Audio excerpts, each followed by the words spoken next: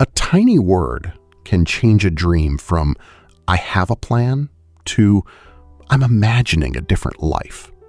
Say, "I want a new job," and it feels direct. Say, "I'm hoping to find a new job," and suddenly there's room for possibility. Evelyn, why do these little choices matter so much? Because dreams are not all the same kind of future, Bob. Some are practical, some are personal, and some are almost like postcards from an ideal universe. The language helps us show how certain, how distant, or how emotional an aspiration feels. Grammar is quietly doing some very human work there. So if someone says, "I'm planning to study next year," that lands differently from "I dream of studying abroad." Exactly. A plan usually has a next step attached to it. "I'm planning to study next year" suggests the person may already be researching courses, checking costs, or arranging time. A dream can be bigger and less settled. "I dream of opening a cafe by the sea."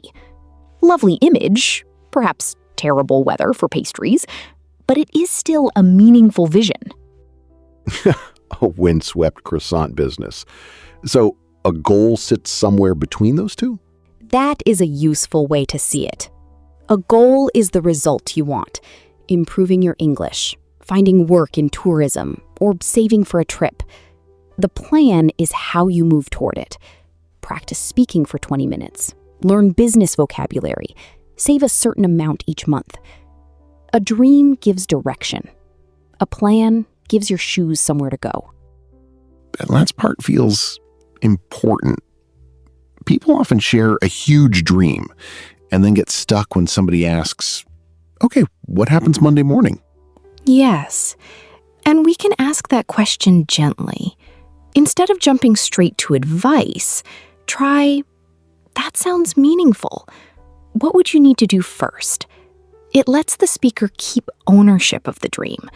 They may say, "I need to improve my English," or "I need to make a budget." Suddenly, the dream has one small, manageable door into it. Let's talk about hope, because English learners use it constantly, and sometimes it gets confused with wish. What does "I'm hoping to improve my English" tell us?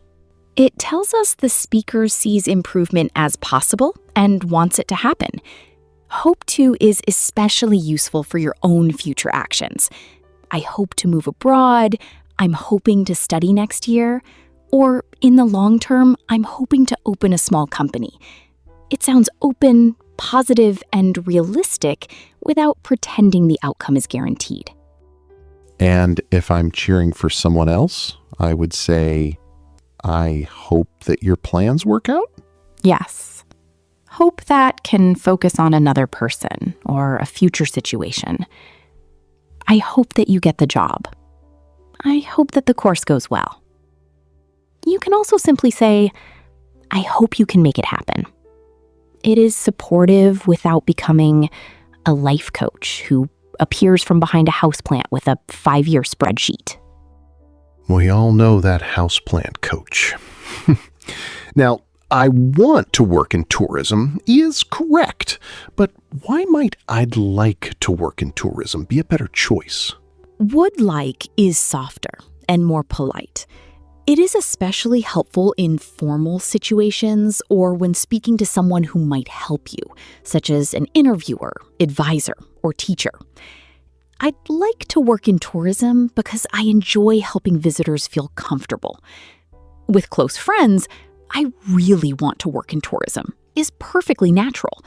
The key is matching the phrase to the relationship and setting. And tourism gives us a nice concrete example. Someone could say, "I'd like to work with visitors because I enjoy meeting people from different countries." Exactly.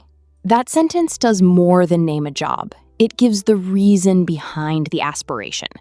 When people explain why a dream matters, the conversation becomes warmer and clearer. Maybe travel helped them grow more confident, or they want other people to feel welcome in unfamiliar places. A dream becomes more memorable when it has a reason, not just a job title wearing a tiny hat. A job title and a tiny hat is now my mental image for the day. But let's make the distinction with wish, because that one can be sneaky. It can. I hope I pass the exam means passing is possible. You are waiting for a realistic result. I wish I had more time means you do not have enough time now. The past form, had, does not mean the speaker is talking about yesterday. It creates distance from the present reality. English likes to hide its meaning in odd little cupboards. So if I say, I wish I had more free time, I'm not reporting a historical event. I'm saying my current schedule is a bit of a mess. Precisely. And that naturally leads to the second conditional. If I had more free time, I would practice guitar every evening. It describes an imagined or unlikely situation. The pattern is if plus past simple, then would plus the base verb. If I had more money, I would travel more. It is a gentle way to imagine an alternative life. The kind of life where the guitar is always tuned, the suitcase is packed, and nobody has unread email.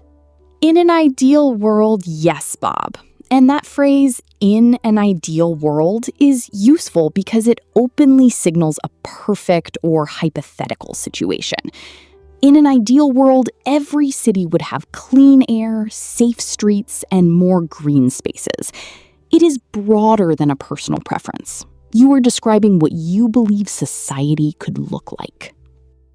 How is that different from saying, ideally, I'd like to work on city parks?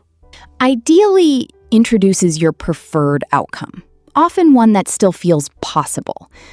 Ideally, I'd like to work on projects that improve public transport. That is personal and practical.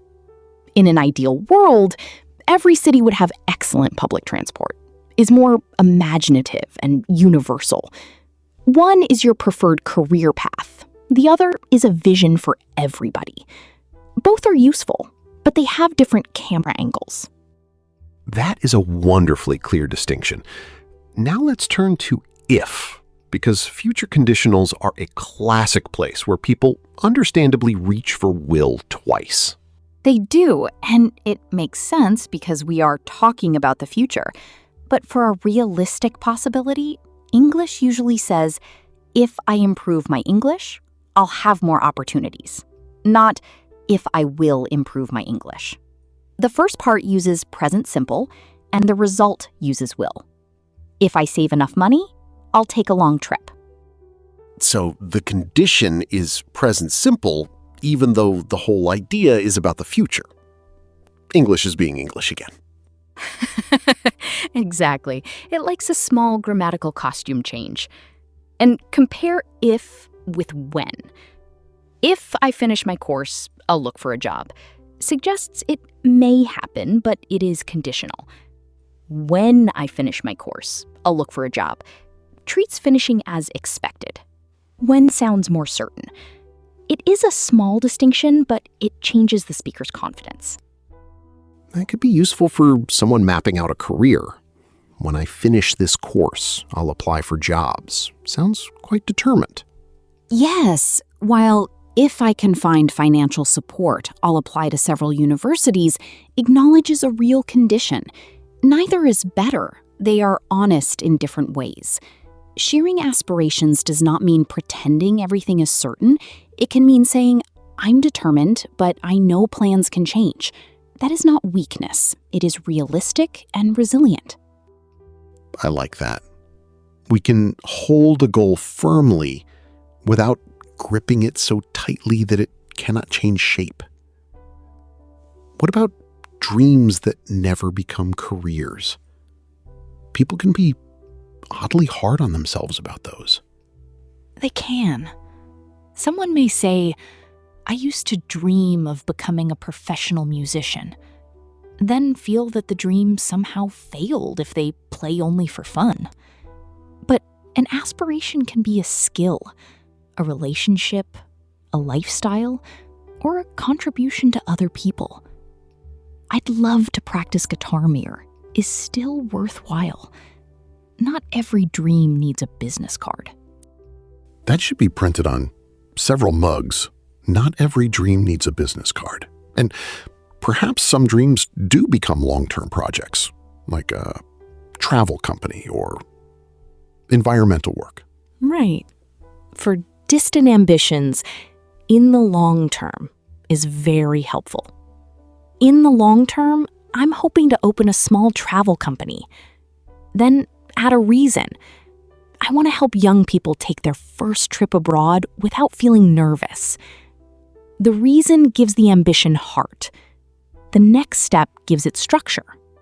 Together, they make the listener understand both the purpose and the path. If a friend tells us something like that, what is the most supportive response? People often mean well, then immediately offer 12 solutions and a color-coded calendar. First, acknowledge the dream. That sounds meaningful, or I can see why that matters to you. Then invite them to continue. What would you need to do first? You can offer help later if they want it. I'd be happy to help you research courses, for example. Sometimes the kindest thing is simply, I believe you can do it. So, the best conversation is not a grammar quiz or an unsolicited planning meeting. It is a chance to name what matters, put one step beneath it, and let somebody feel heard. Exactly. You might say, I'm hoping to improve my English. I'd like to work in tourism. Or if I save enough money, I'll travel. Then explain why. And when someone else shares a dream, listen for the feeling beneath the sentence. A little encouragement can be more useful than the world's most aggressive spreadsheet. Dreams, goals, wishes, and one mercifully optional spreadsheet. Thanks, Evelyn. May your future English conversations make room for both practical next steps and wonderfully oversized ideas. Thanks for listening. And until next time.